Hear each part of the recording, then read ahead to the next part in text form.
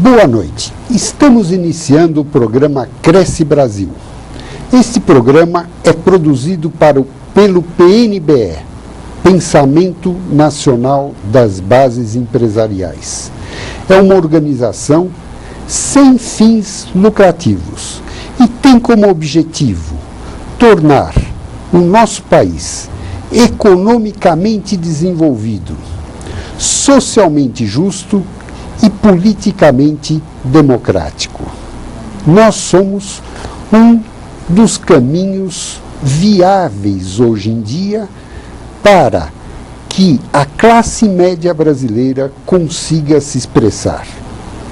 Nos últimos anos, nas últimas décadas, a classe média perdeu o seu poder de influência na área política.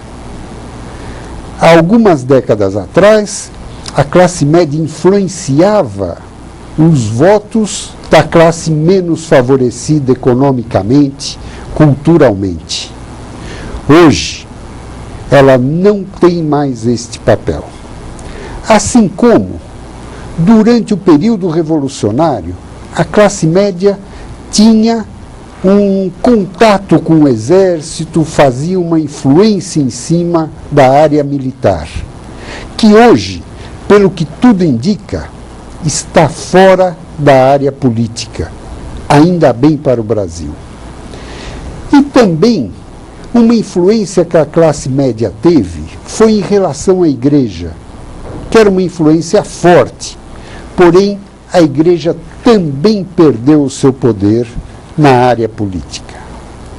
E o caminho para a expressão da classe média hoje são organizações como o PNBE, Pensamento Nacional das Bases Empresariais. E eu convidei o primeiro coordenador do PNBE, José Roberto Roque, para conversar conosco e nos explicar um pouquinho mais o que é o PNBE e quais as funções do PNBE. Boa noite, José Roberto. Como é que está? Boa noite, Roberto. Boa noite a todos os nossos telespectadores. É uma satisfação estar contigo e com os telespectadores aqui para conversar sobre nossa associação. O que o PNBE faz? Como surgiu o PNBE, Roque? Veja, o Pensamento Nacional das Bases Empresariais, como você salientou, é uma associação de empresários, associação essa sem fins lucrativos, que já possui cerca de 20 anos e que busca o desenvolvimento econômico com a livre iniciativa e distribuição de renda. Ou seja, é uma associação de empresários que busca, através da atividade empresarial, melhorar as condições do nosso país.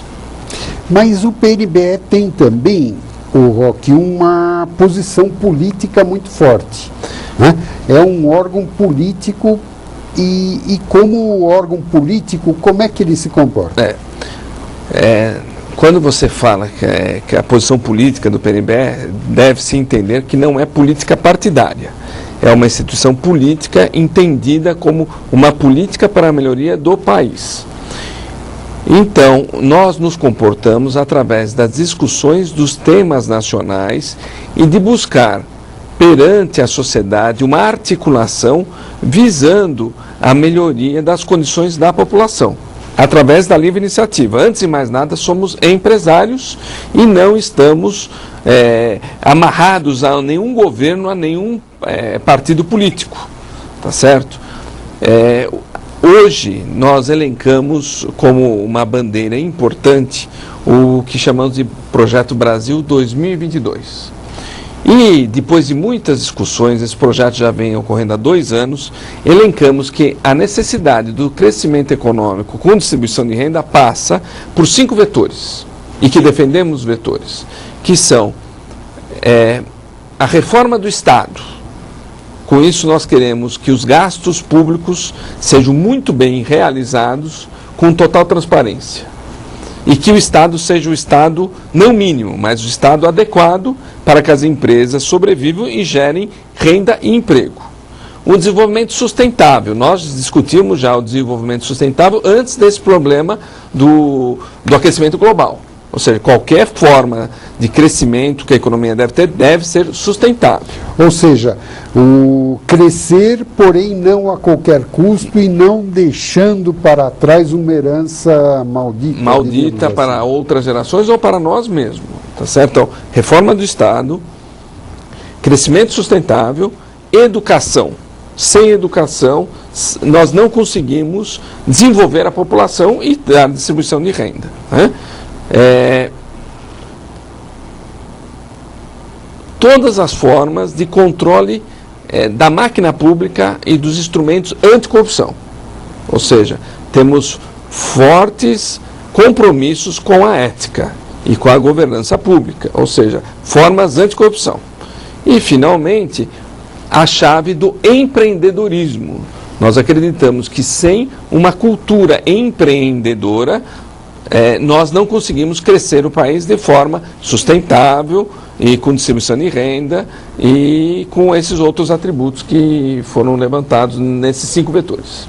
Agora, dentro desses vetores, Roque, se formaram grupos de trabalho que estudaram esses assuntos, discutiram para ter uma linha geral, uma linha mestra?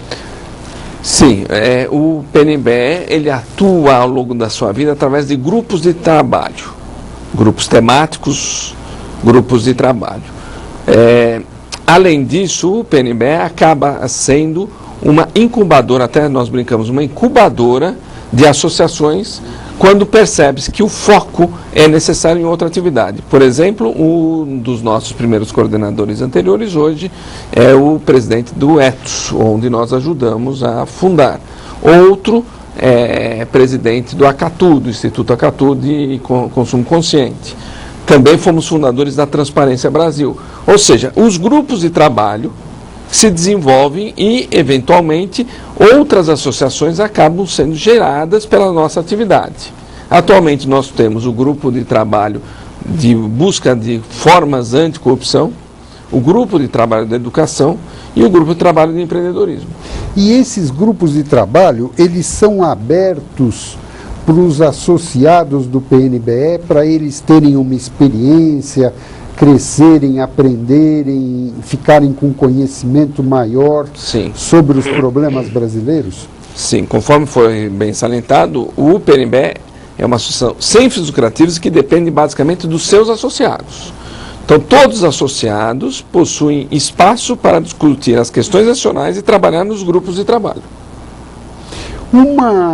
Uma associação, um grupo ou uma instituição que nasceu no PNBE, que acabou ficando muito conhecida, é o Disque Denúncia. O Disque Denúncia também surgiu dentro do PNBE de um grupo desses, não é, Roque? É verdade. Então, na época, já faz uns 7 anos atrás, o PNBE, através de um dos seus coordenadores, desenvolveu o trabalho da necessidade de haver uma ação da sociedade civil organizada contra a violência. Então criou-se, através do PNBE, o Instituto São Paulo contra a Violência, que é o mantenedor do Disque Denúncia que a população utiliza. Tá certo? E agora, esse São Paulo contra a Violência passou a possuir uma lei estadual e aí uma articulação com o poder público, com a polícia civil, com a polícia militar, para que esse Disque Denúncia tivesse uma formação conveniente, porém através da sociedade civil. Ou seja, um dos grandes méritos do PNBE é conseguir articular a sociedade civil em prol de causas justas, sem compromisso com partidos ou sem compromisso com algumas entidades não tão desassociadas como nós. O Roque, então, resumindo, o PNBE se reúne, montam grupos para analisar determinados problemas, as grandes questões nacionais, e isso, como é que é feita a influência em relação ao governo? Muito bem. A nossa ação é informativa e educativa. Por exemplo, neste aumento da Câmara de Vereadores, que no nosso entendimento é injustificável, pois a cidade continua a mesma e aumentou-se o gasto na Câmara de Vereadores, nós fizemos uma arguição ao Ministério Público para que fôssemos analisar a pertinência deste aumento. Com relação à CPMF e com relação à questão tributária, nós temos uma posição de que queremos desoneração do consumo e de que um entendimento de que o cidadão é efetivamente quem paga qualquer tipo de consumo, não é a empresa, não é o empregado, não é o empregador, é o consumidor. Ou seja, nós queremos com impostos simplificados e com menor carga tributária possível. Muito bem. Na questão do CPMF, nós somos a favor de manutenção de impostos simples, que reduz a corrupção, a possibilidade de evasão e a redução. Então, no caso do CPMF, nós não estamos a favor da eliminação do CPMF, e sim da sua drástica redução. Então, chamamos os deputados, discutimos, agora estamos discutindo com o deputado Paulo Renato a questão do foro privilegiado, apoiamos o Ministério Público nessa luta para que não seja mantido o foro privilegiado para os políticos, e aí vamos discutindo, fazendo maiorias, e quando nós notamos que a coisa está na população, nós somos vencedores. Nós não queremos que as ações de discussão sejam do PNBE. Quando elas são internalizadas nas pessoas que realmente têm o poder decisório do governo, etc., nós estamos contentes. O PNBE fez, há mais de 10 anos atrás, uma grande manifestação que teve uma mudança importante no rumo de uma situação inusitada para o Brasil. O Brasil, fornecedor de carne para o Canadá, teve a sua carne bloqueada com a alegação de que o Brasil possuía o vírus ou o mal da vaca louca.